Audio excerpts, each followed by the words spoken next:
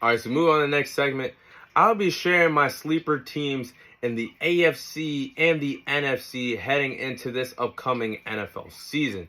So these two teams in the AFC are actually in the same division in the AFC North. I will start off with the Pittsburgh Steelers. So I am very high on the Pittsburgh Steelers team, despite being in a very tough division that could end up being the best division in football this year, with the Cincinnati Bengals, with the Baltimore Ravens, the Pittsburgh Steelers being included in the Cleveland Browns. But I really am high on this Pittsburgh Steelers team heading into this upcoming NFL season. Mike Tomlin, who's one of the best coaches in the NFL today, has not had a losing season since 2007. And when I say a losing season, the Pittsburgh Steelers have not been under 500 since 2007. So there has been some times where they reached the 500 mark, but Mike Tomlin has not allowed this team to be a under 500 football team since 2007. Consistency is key. He's one of the best coaches that the NFL has to offer today.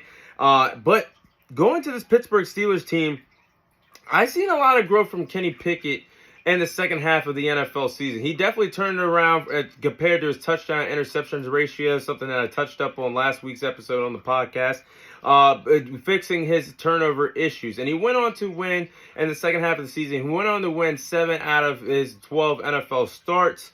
I think that's pretty huge for a rookie quarterback that wasn't really expecting to start in his first year, was expected to learn from Mitch Trubisky, got his number called, and never looked back. And I think that the Pittsburgh Steelers might have found their franchise quarterback if Kenny Pickett could continue to develop and get rid of his turnover issues. But offensively, the Steelers have a lot of things to look forward to. They have Kenny Pickett if he could develop as a good quarterback. They have Najee Harris in the backfield. At wide receiver, they got a good trio of players in Deontay Johnson, George Pickens, who is making a lot of plays during training camp. He's looking like he could be the next big thing for the Pittsburgh Steelers. We know they love developing wide receivers such as Hines Ward, such as Antonio Brown. I'm not saying he's going to be as special as them, but don't be surprised if he turns out to be one hell of an NFL wide receiver. Allen Robinson, that was a good pickup for them. They acquired him from the Los Angeles Rams. And they improved their offensive line. So offensively, I think they're going to look good and and they're going to have a lot of drives that end in points, whether that's field goals and touchdowns that help them win some games this year. And then defensively, they always have one of the best defenses in the NFL when TJ Watt is on the field, helping the Pittsburgh Steelers out defensively. I can truly see this team going 10-7 and shocking a lot of teams in the NFL and potentially squeaking their way into the NFL wild card. I am very high on the Pittsburgh Steelers, dude. That is one of my sleeper teams in the AFC. Other one is going to be the Cleveland Browns, their rival, their arch nemesis in the AFC North. So just like the Pittsburgh Steelers, I am very high on the Cleveland Browns this year. This offense should be able to put up a lot of points this upcoming NFL season because what they have on paper is truly there's a lot of talent on paper, and I have some very high expectations for them offensively. They have Deshaun Watson, who will officially play his first be back in the full regular season since 2020. They're going to have Deshaun Watson. They're going to have Nick Chubb, one of the best running backs in the backfield. They're going to have Amari Cooper, Elijah Moore, Cedric Wilson, all at wide receiver, especially if Cedric Wilson could step up and be that wide receiver that he once was for the Dallas Cowboys in 2021. Kind of had a fallout year with the Miami Dolphins and fell short on that depth chart with the wide receiver position. So they have a good a mix of trios at the wide receiver position. Their offensive line is one of the best in football. You turn to the defensive side of the ball, they're loaded as well. You have the tag team duo of Myles Garrett and Zadarius Smith as edge rushers. I think that's going to be a good tag team duo on the defensive line. They have Jeremiah Kamara at the linebacker position. He's pretty speedy out there. And they have a good tag team duo at the cornerback position of Denzel Ward and Greg Newsome. So I am expecting a lot of great things from this Cleveland Browns team as well. They could squeak themselves into the playoffs this year as well. They're my second and final sleeper team in the AFC. So we're going to move on to the NFC side of things. And my first sleeper team is the Atlanta Falcons. Now, the Atlanta Falcons did go 7-10 last year in a weak NFC South But now that Tom Brady has retired, now that we have rookie quarterback Bryce Young getting into the mix, now we have Derek Carr in the division with the New Orleans Saints.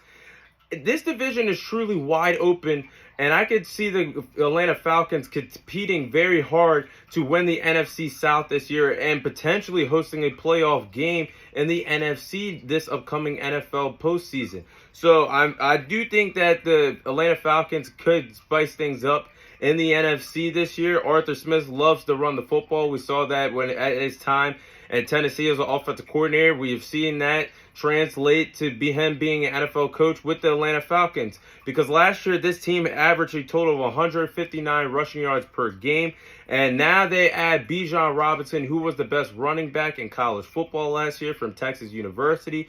They add him, they add his fresh legs, and we all know Arthur Smith loves aggressive, hungry running backs. We saw what he did with Derrick Henry in his offense.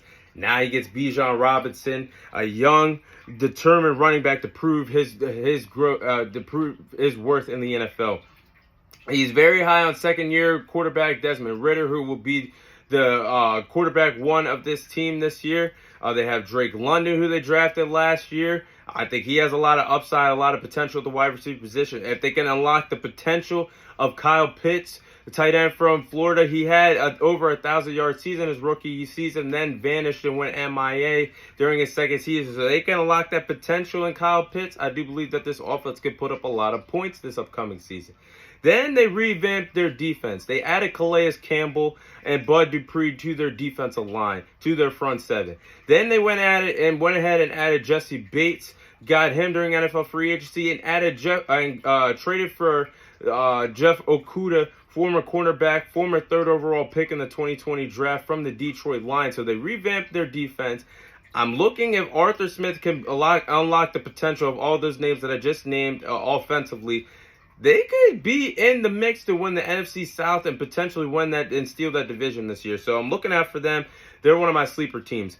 And my final sleeper team in the NFC is the Seattle Seahawks. Now, this team came very, very far last year.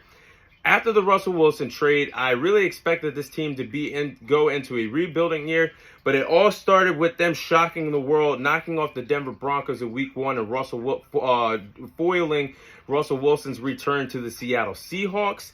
And they turned things around and went 9-8, squeaked into the playoffs, the seventh and final wild card team in the NFC.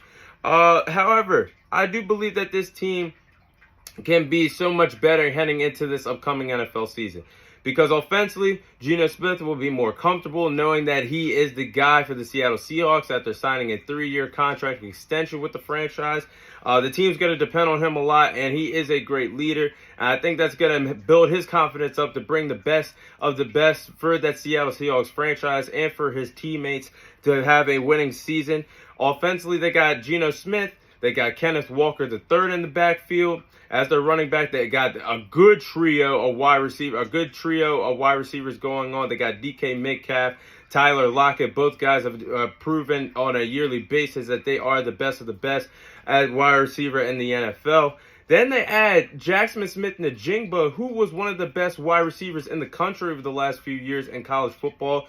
Wide receiver coming from Ohio State. I'm looking forward to see what he can do on the slot as a third option for the Seattle Seahawks. Could be a lot of mismatches he sees against nickelback corners. I'm looking forward to this offense a lot. And then defensively, you look at them. They got Bobby Wagner back, who is still one of the best linebackers in football.